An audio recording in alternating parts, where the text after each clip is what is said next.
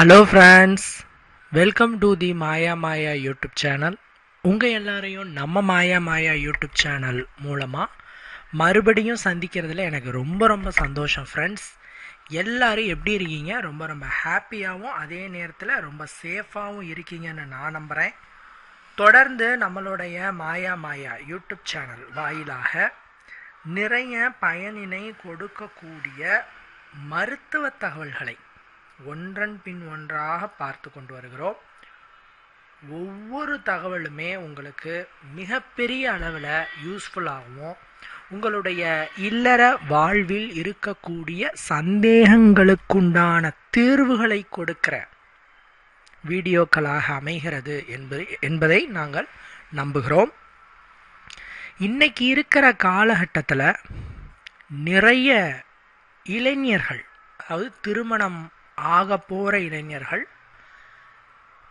திருமணத்தை எதிர்நோக்கி கொண்டிருக்கிறவங்க அல்லது திருமணம் கம்ப்ளீட் ஆகி அந்த இல்லற வாழ்க்கையில் இருந்துகிட்ருக்கவங்களுக்கு ஏற்படக்கூடிய சந்தேகங்களுக்குண்டான விளக்கங்களை இன்று யாரிடம் போய் நாம் கேட்டுட முடியாது. இந்த மாதிரி எனக்கு சீக்கிரம் வெளியேறிடுதுங்க, இதுக்கு என்னங்க பண்ணலாம், அது டாக்டர்கிட்ட கேட்கலாம். அது ரெண்டாவது. ஏன்னா நம்மளுடைய பூமியில் மற்ற எல்லா விஷயத்துக்குமே மருத்துவரை அணுகிடுவோம்.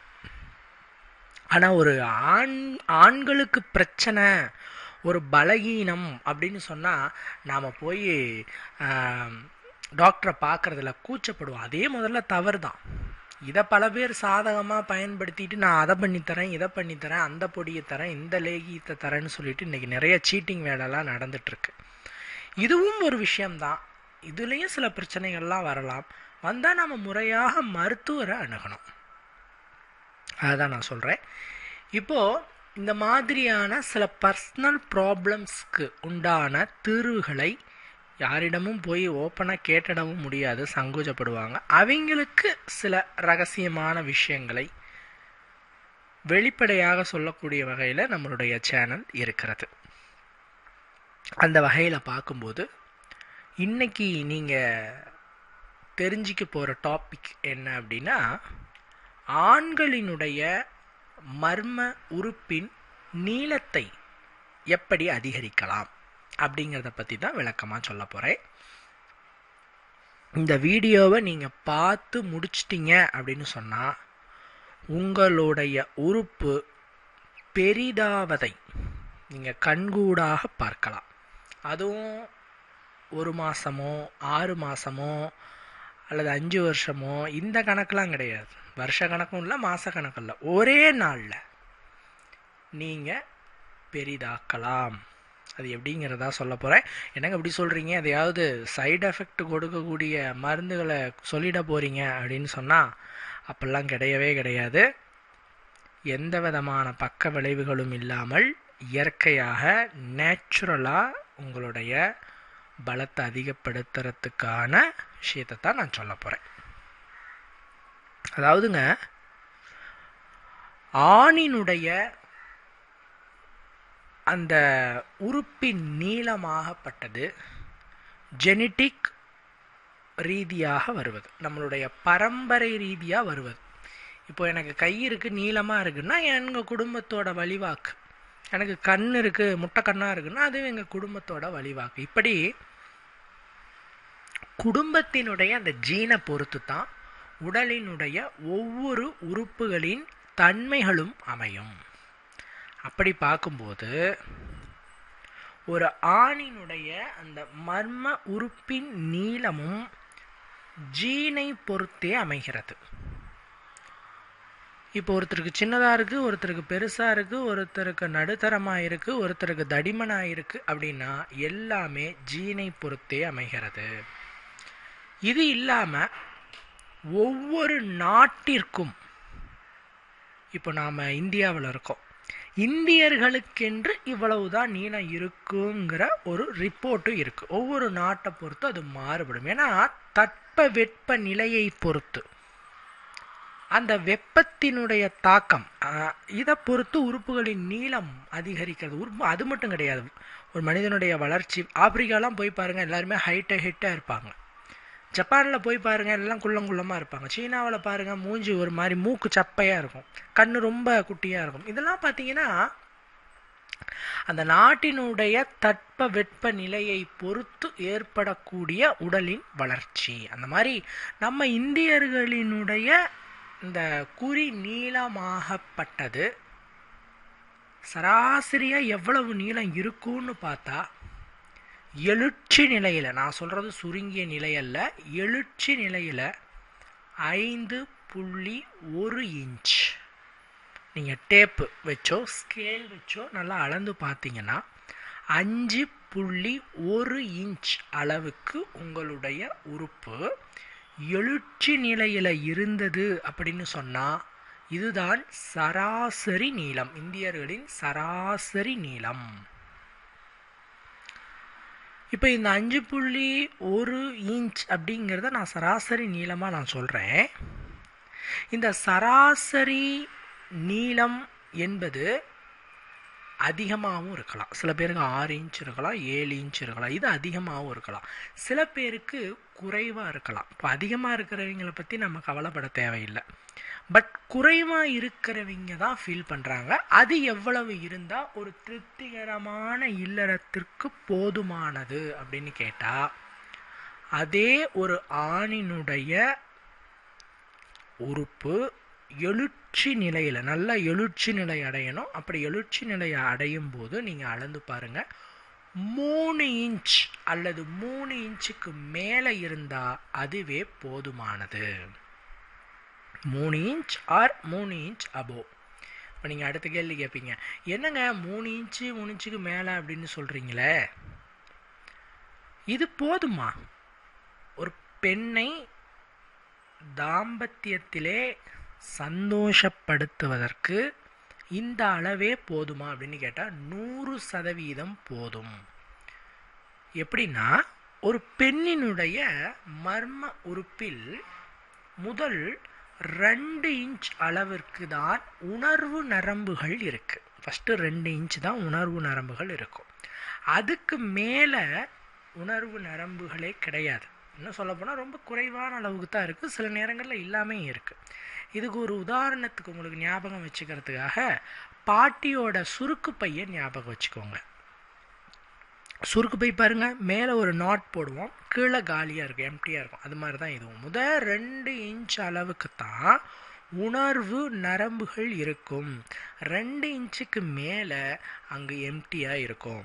ஸோ ஒரு ஆணினுடைய உறுப்பு 2 இன்ச்சுக்கு மேலே இருந்தாலே போதுமானது. நாம் கொஞ்சம் ஒரு ரிப்போர்ட் படி சொல்கிறோம், 3 இன்ச்சுங்கிறோம், அவ்வளோதான். இப்போ நீங்கள் அடுத்த கேள்வி கேட்பீங்க, எல்லாருக்கும் இந்த அளவு இருக்குமாங்க அப்படின்னா, 99% ஆண்களுக்கு இந்த அளவு சரியாக இருக்கும். நீங்கள் கவலைப்படவே தேவையில்லை, சரியாக இருக்கும். ஏன்னா மீதி இருக்கிற 1% ஆண்களுக்கு மட்டும் சில மெடிசன் ப்ராப்ளம் என்று சொல்லக்கூடிய சிறுத்த உறுப்பு அப்படிங்கிற ஒரு கம்ப்ளைண்ட்டோடு அவங்க பிறப்பாங்க. பிறக்கும்போதே அவங்களுக்கு அந்த ப்ராப்ளம் இருக்கும். இது ஒரு பிறவி குறைபாடு.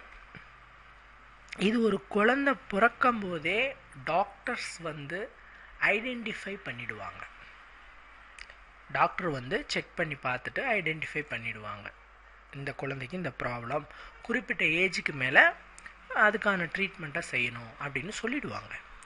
இது உலகத்திலேயே எல்லாத்துக்கும் போட்டு கணக்கு போட்டிங்கன்னா வெறும் 1% மக்களுக்கு தான் இந்த ப்ராப்ளம் இருக்கும். அதாவது 1% ஆண்களுக்கு மட்டும்தான் இந்த ப்ராப்ளம் இருக்கும். அதுவும் பிறக்கும் போதே கண்டுபிடிச்சிடலாம். அப்படி பார்க்கும்போது அனைவருக்குமே எந்த அளவு இருக்க வேண்டுமோ அந்த அளவு கரெக்டாக தான் இருக்குது. பயப்பட வேண்டாம். இப்படி கரெக்டாக இருந்தாலும் கூட நாம் ஏன் பதட்டப்படுறோம், பயப்படுறோம் அப்படின்னு கேட்டால், ஒப்பீடு செய்து நம்மளை நாமே குழப்பிக்கிறோம். நண்பர்களோட ஒப்பீடு செய்கிறோம், சில படங்களை பார்த்து அதில் நாம் ஒப்பீடு செய்கிறோம், சில சொல்ல கேள்விப்பட்டு அது மூலமாக ஒப்பீடு செய்கிறோம். இப்படி பலவிதமான விஷயங்களில் நாம் ஒப்பீடு பண்ணிக்கிறோம். நாம் வாழ்க்கையில் சாதிக்கணுங்கிற விஷயத்தில் ஒப்பீடு பண்ணலாம், பணம் சம்பாதிக்கணுங்கிற விஷயத்தில் ஒப்பீடு பண்ணலாம், அப்பா அம்மாவை பார்த்துக்கிற விஷயத்தில் ஒப்பீடு பண்ணலாம். தேவையற்ற இந்த ஒரு விஷயத்துக்கு எதுக்கு ஒப்பீடு பண்ணணும்? ஒரு ஆண் சொன்னார், எனக்கு நீளமாக வேணுனார். நான் அடப்பா எடுக்க போகிறீங்க, அதை வச்சு நான் அடப்பா எடுக்க முடியும்? நான் ஆரம்பத்திலே சொல்லிட்டேன், 2 இன்ச்சுக்கு மேலே இருக்கிறதும் ஒன்று தான், இல்லாமல் இருக்கிறதும் ஒன்று தான். அதாவது ஒரு 3 இன்ச்சு அது ஒரு கணக்கு. 3 இன்ச்சு இருந்தால் ஓகே. 3 இன்ச்சுக்கு மேலே இருக்கிறதும் ஒன்று தான், இல்லாமல் இருக்கிறதும் ஒன்று தான். அப்படி இருக்கும்போது அது நீளமாக வச்சுக்கிட்டு அதனால் என்ன பண்ண முடியும்? கவர்ச்சி. அது பெரிதாக இருந்ததுன்னா அது ஒரு கவர்ச்சியாக மாறுகிறது, பார்க்குறதுக்கு ஒரு அட்ராக்டிவாக இருக்குதுன்னு இவங்களே நினச்சிக்கிறாங்க. அதுவும் இப்போ ரீசன்ட் டைம் நான் சொன்ன மாதிரி ஒப்பீடு செஞ்சு அவங்களுக்கு அந்த டிப்ரெஷனில் போயிடுறாங்க. பல ஆண்கள் திருமண உறவுக்குள்ளேயே போக மாட்டேங்கிறாங்க, கல்யாணத்தை தள்ளி போடுவாங்க. நான் பார்த்துருக்கேன் நிறைய பேரை. ஏன் அப்படின்னு கேட்டால், எனக்கு ரொம்ப சின்னதாக இருக்குங்க, வர மனைவி பார்த்துட்டு ரொம்ப ஒரு கிண்டலாக நினைப்பாங்க, அவங்கள திருப்திப்படுத்த முடியுமான்னு தெரில அப்படின்னு சொல்லுவாங்க. ரொம்ப நகைப்பாக இருக்கும். எந்த பெண்ணும் ஆணினுடைய உடல் அங்கங்களையும் உறுப்புகளையும் வைத்து நேசிப்பது அல்ல, அவன் மனதை வைத்துத்தான் நேசிக்கிறார்கள். இது பல ஆண்களால் ஒத்துக்கவே முடியாது. இதுதான் உண்மை, ரியாலிட்டி. ஆண்கள் பெண்களிடத்துல அன்பாகவும் காதலாகவும் நடந்து கொண்டாலே அவங்க இதெல்லாம் ஒரு பெரிய மேட்டராகவே கருத மாட்டாங்க. புரியுதுங்களா? அதனால் ரொம்ப தவறான சிந்தனையில் ஆண்கள் இருக்காதீங்க. அதுக்கும் சின்னதாக இருந்தால் திருப்திப்படுத்த முடியாது. இன்னும் சில பேர் சின்னதாக இருந்தால் குழந்தை பிறக்காதான்னு கேட்பாங்க. அப்போல்லாம் கிடையவே கிடையாது. சின்னதாக இருந்தால் குழந்தை பிறக்காதுன்னா என்ன விஷயம்னா இதுவே பல பேருக்கு தெரியாது. நம்மளுடைய குறிக்குள்ளேயே ஒரு பம்பு மாதிரி ஒரு டியூப் இருக்கும். இந்த பம்பு மாதிரி டியூப்பில் தான் இந்த திரவம் பீச்சு அடிக்கும், இந்த வெள்ளை திரவம் பீச்சு அடிக்கும். ஸோ அது சின்னதாக இருந்தாலும் பீச்சு அடிக்கும், பெருசாக இருந்தாலும் பீச்சு அடிக்கும். இது பீச்சு அடிக்கும்போது அந்த பெண்ணினுடைய மர்ம உறுப்பு உள்ளே போகும்போதே அங்கே ஒரு இழுக்கக்கூடிய அங்கே ஒரு டியூப் இருக்கும். அது சல்லுன்னு இழுத்துக்கும், சல்லுன்னு இழுத்துக்கும். ஸோ இங்கே நீங்கள் பெருசாக வச்சுருந்தா சீக்கிரம் இழுக்கும், பெருசாக இருந்திருந்தால் குழந்தை பிறக்கும், இப்படிலாம் கிடையவே கிடையாது. நீங்கள் அதை வெளியேற்றிட்டா போதும். இன்னும் சொல்ல போனால் 48 மணி நேரம் வரைக்கும் பெண்ணுடைய அந்த மர்ம உறுப்புக்குள்ளார ஆணினுடைய உயிரணுக்கள் உயிரோடு இருக்கும், 2 நாள் வரைக்குமே இருக்கும். இன்னும் சொல்ல போனால் உயிரணுக்களுக்கு நகரும் தன்மை இருக்குது. ஸோ அது நகர்ந்து போய் எப்படி பார்த்தாலும் அது கருமுட்டையை அடைந்து விடும். ஸோ சின்னதாக இருந்தால் குழந்தை பிறக்காது, சின்னதாக இருந்தால் திருப்தி அடையாது அப்படிங்கிற எல்லா விதமான கற்பனை கதைகளையும் தூக்கி போட்டு விடுங்கள். அதே நேரத்தில் சில ஆண்களுக்கு ஆசை இருக்கும். என்ன ஆசை அப்படின்னு கேட்டிங்கன்னா, இன்னும் கொஞ்சம் பெரிதாக இருந்தால் நல்லா இருக்குமே அப்படிங்கிற ஆசை. இப்போ இருக்கிற அளவு ஓகே தாங்க, நீங்கள் சொல்கிறீங்க, நீங்கள் சொன்னதை நாங்கள் கேட்டோம், நீங்கள் சொல்கிறபடியே இப்போ நாங்கள் தெளிவாயிட்டோம் அப்படின்னா கூட சிலருக்கு இந்த ஆசை தீர மாட்டேங்குது. என்னென்னா, கொஞ்சம் இன்னும் பெரிதாக இருந்தால் நல்லா இருக்குமே அப்படிங்கிற ஃபீலிங் நிறைய பேருக்கு இருக்குது. இதை பெரிது பண்ண முடியுமா அப்படின்னு கேட்டால், பெரிதெல்லாம் நீங்கள் பண்ண முடியாது. ஆனால் உங்களுக்கு இயற்கையாக இருக்கக்கூடிய நீளத்தை அந்த எழுச்சியின் மூலமாக மறுபடியும் கொண்டு வர வைக்க முடியும். அதுக்கு சில டெக்னிக்ஸ் இருக்குது. அந்த டெக்னிக்கை தான் நான் இப்போ சொல்லித்தரப்போகிறேன், சரியா? மொதல் விஷயம் என்னன்னு பார்த்தீங்கன்னா, ஆண்கள் ஓவர் வெயிட்டாக இருந்தால் வெயிட்டை கொஞ்சம் ரிடியூஸ் பண்ணுங்க. இது என்னோட தாழ்மையான வேண்டுகோள். ஏன்னா நம்மளுடைய உடம்பில் முதல்ல கொழுப்பு சேர்ற பகுதி அடிவயிறு. ஏன்னா அங்கே தான் பார்த்தீங்கன்னா பெரிய ஒரு டியூப் மாதிரி இருக்குது. அங்கே தான் சீக்கிரம் போயிட்டு கொழுப்பு உக்காந்திக்கும். உடம்புல எங்கே எடை குறைஞ்சாலும் வயிறு மட்டும் குறையலைங்கம்பாங்க. ஏன்னா அங்கே தான் முதல்லையும் சேரும், கடைசியாக அதை கரைக்கிறது ரொம்ப கஷ்டம். அதனால் இந்த அடிவயிறில் கொழுப்பு சேரும்போது ஆண்களுக்கு ஒரு மைனஸாக என்ன ஆயிடுதுன்னா, இந்த அடிவயிற்று தசைக்கு கீழே தானே உங்களோட உறுப்பு இருக்குது. ஸோ அந்த தசை பெரிதாக உங்களுடைய உறுப்பை அது கவர் பண்ணிக்க ஆரம்பிச்சுக்கும்.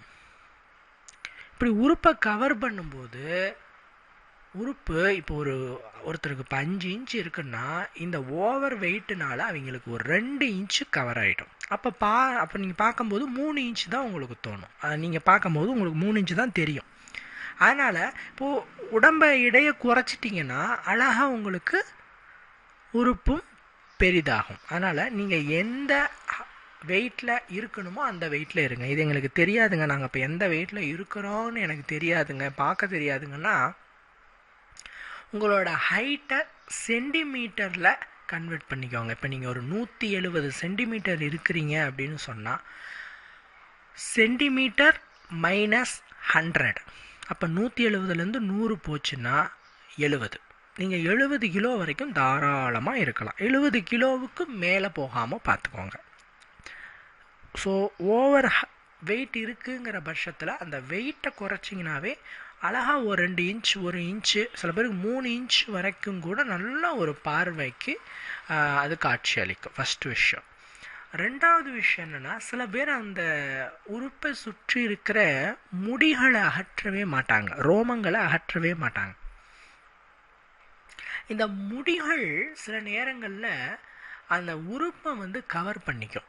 இந்த முடிகள் கவர் பண்ணிவிட்டு அதில் ஒரு 2 இன்ச்சு 1 இன்ச் அளவுக்கு போயிடும். ஸோ அந்த முடியை நாம் அழகாக ட்ரிம் பண்ணணும். சில பேர் ஷேவ் பண்ணலாமான்னு கேட்பாங்க. கண்டிப்பாக ஷேவ் பண்ணக்கூடாது, ட்ரிம் பண்ணணும். இப்படி நீங்கள் ட்ரிம் பண்ணும்போது ஏன் ஷேவ் பண்ணக்கூடாதுன்னா பிளேடு பட்டுரும். அது சாஃப்ட் ஸ்கின். உடலில் வந்து சில பாகங்கள் தான் சாஃப்ட்டு. ஒன்று வந்து அந்த மர்ம உறுப்பு பகுதி, ரெண்டாவது வந்து இந்த கண்ணுக்கு கீழே இருக்க அந்த சீக்ஸ் அப்படின்னு சொல்கிறோம்லே அந்த பகுதி, இதெல்லாம் பார்த்திங்கன்னா ரொம்ப சாஃப்டான சென்சிட்டிவ் ஏரியா. ஸோ அந்த இடத்துல பிளேடு வைக்கக்கூடாது. அதனால் வந்து ட்ரிம் பண்ணிக்கோங்க, அதுவும் சேஃபாக ட்ரிம் பண்ணுங்கள். இந்த மாதிரி முடிகளை நீக்கிட்டிங்கனாலும் 1லேருந்து 2 இன்ச் வரைக்கும் உங்களால் நல்லா வந்து தோற்றத்தை, நல்ல ஒரு நீல ஒரு தோற்றத்தை காட்ட முடியும். அதாவது எதிராளிக்கு காட்ட முடியும், உங்களோட பார்ட்னருக்கு காட்ட முடியும். அந்த நீளம் அவங்க பார்க்கும்போது நீளமாக இருக்குங்கிற ஒரு எண்ணத்துக்கு அவங்க வருவாங்க. இது வந்து ரெண்டாவது. அடுத்தது என்ன அப்படின்னு கேட்டிங்கன்னா, சில திரவங்களை பயன்படுத்தலாம். அப்ளை சின்ன ஒரு மசாஜ் மாதிரி பண்ணிவிட்டு அந்த குறிக்குள்ளே போகிற நரம்புகளினோட இரத்த ஓட்டத்தை கொஞ்சம் நல்லா இன்க்ரீஸ் பண்ணலாம். சில நேரங்களில் இரத்த ஓட்டம் சீராக இருக்காது. இரத்த ஓட்டம் சீராக இல்லை அப்படின்னா கூட சில நேரங்களில் எழுச்சி அடைகிறது வந்து குறைஞ்சிரும், நல்லாவே எழுச்சி அடையாது. ஸோ அது எழுச்சி அடைஞ்சாதான நீளமாகும். குறியினுடைய தன்மையே என்னன்னா, சாதாரண சுருங்கிய நிலையில் சின்னதாக இருக்கும், சுண்டு விரல் சைஸுக்கு தான் இருக்கும், அதை விட குட்டியாக கூட சில பேருக்கு இருக்கும். அது நல்லா எழுச்சி அடைஞ்சதுன்னா மட்டும்தான் இருக்கும் நீளத்தை விட 3 மடங்கு 4 மடங்கு அளவுக்கு பெரிதாகும். அதனால் நீங்கள் வந்து நல்லா எழுச்சியை உண்டாக்கணும்னா இரத்த ஓட்டத்தை நல்லா பண்ணணும், பிளட் சர்க்குலேஷனை நல்லா பண்ணணும். அந்த குறியில் இருக்கிற நரம்புகள் துவண்டு தளர்வாக இருந்தால் அந்த நரம்புகளை வந்து புத்துணர்ச்சி அடைய வைக்கணும். இதுக்கு சில திரவங்களை பயன்படுத்தலாம். குறிப்பாக வந்து கருஞ்சீரக எண்ணெயை யூஸ் பண்ணிக்கலாம் ஒன்று. ரெண்டாவது மல்லிகை பூ எண்ணெய், இதை வந்து யூஸ் பண்ணலாம். அதாவது நல்லா ஒரு தேங்காய் எண்ணெயை காய்ச்சிட்டு அதில் ஒரு 10-15 மல்லிகை பூக்களை போட்டு மெதுவாக அந்த ஹீட்டை வந்து வச்சுட்டு அந்த பூவில் இருக்க எசன்ஸ் எல்லாம் அந்த எண்ணெயில் இறங்கின பிறகு வடிகட்டி அந்த எண்ணெயை வந்து அப்ளை பண்ணிக்கலாம். எப்படி கருஞ்சீரக எண்ணெய் அப்ளை பண்ணுறீங்களோ அதே மாதிரி. ஒன்றும் இல்லை, அப்படியே அந்த உங்களோட குறியில் நைட்டு தூங்கிறதுக்கு முன்னாடி மைல்டாக அப்ளை பண்ணி ஒரு 15 நிமிஷம் கழித்து வெந்நீரில் வாஷ் பண்ணிவிடுங்க. அவ்வளோதான், வெரி சிம்பிள். இது நீங்கள் ஒரு நாள் விட்டு ஒரு நாள் செஞ்சுட்டு வந்தீங்கன்னா நல்ல நரம்புகளுக்கு புத்துணர்ச்சி கிடைக்கும், ரத்த ஓட்டமும் நல்லாயிருக்கும், நல்ல முறையில் எழுச்சியும் கிடைக்கும். மல்லிகைப்பூ எண்ணெய் அல்லது கருஞ்சீரக எண்ணெய், இந்த ரெண்டுமே. மல்லிகைப்பூக்கு அந்த சக்தி இருக்குது, ஆண்களுடைய அந்த உறுப்பு நரம்புகளை வந்து புத்துணர்ச்சி அடைய வைக்கிற சக்தி மல்லிகைப்பூக்கு இருக்குது. ஸோ இதை நீங்கள் பயன்படுத்திக்கலாம். தினம் 2லிருந்து 3 செம்பருத்தி பூக்களை ஆண்கள் சாப்பிடுங்க. ஏங்க செம்பருத்தி பூ சாப்பிட சொல்கிறீங்க அப்படின்னா, அந்த செம்பருத்தி பூ இரத்தத்தை சுத்தகரிக்கும், பிளட் சர்க்குலேஷனை நல்லா பம்ப் பண்ணிவிடும். அதே நேரத்தில் நல்ல உடல் பலத்தை கொடுக்கும். இதில் தங்க பஸ்ப சத்து, ஆண்களுக்கு உண்டான ஆண்மை பலத்தை பல மடங்கு கொடுக்கக்கூடிய அந்த தங்க பஸ்பம் என்று சொல்லக்கூடிய அந்த சத்தை இந்த செம்பருத்தி தன்னுள் வைத்திருக்குது. ஸோ அந்த செம்பருத்தி பூவை நீங்கள் உள்ளுக்கு எடுக்கும் பொழுது அதில் இருக்கிற தங்க பஸ்ப சத்து உங்களுக்கு நல்ல முறையில் ஒரு இரத்த ஓட்டத்தை கொடுத்து எழுச்சியை நல்லா பண்ணி நீட்டாக உங்களுடைய குறியை நல்லா நீளமாக்கும், இயற்கையாகவே நீளமாக்கும். தினம் ஒரு 2-3 செம்பருத்தி பூக்கள். இதில் எந்த பூ சாப்பிட்லான்னு கேட்பாங்க.